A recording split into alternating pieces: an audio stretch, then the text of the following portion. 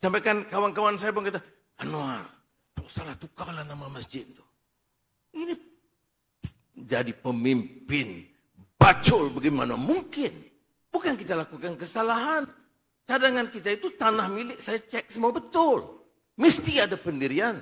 Untuk memimpin, mesti tegas dalam hal-hal yang sedemikian. Jangan zalim, jangan anai, jangan robohkan. Tapi, jangan tidak lakukan apa-apa. Kawasan-kawasan amalan di situ, masjid-masjid berdekatan, sesak. Perlu ada tempat baru. Jadi, sebab itu saya akan teruskan. Untuk meletakkan batu asas masjid pada 27 hari bulan.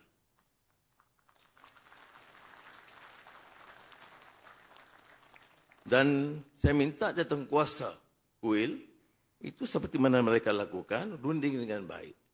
Sudah bayangkan, menteri runding 2-3 kali.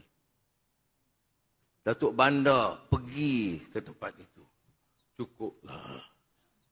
Ya. Jadi saya tegaskan. Bila kebenaran masjid ini diluluskan?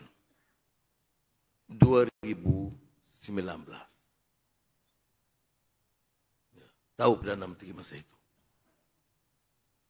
Bila diberikan kebenaran pembangunan 2020, Perdana Menteri baru mengambil alih. Bila diluluskan kebenaran mula membangunkan, membina 2021.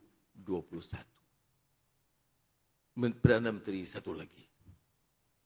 Yang salah, Perdana Menteri sekarang. Ini macam cerita addendum dulu lah.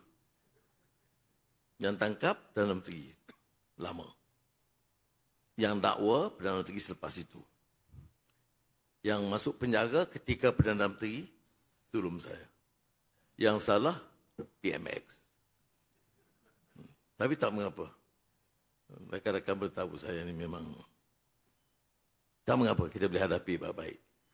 Tapi yang penting balik pada soal ini, saya suruh semua penganut agama.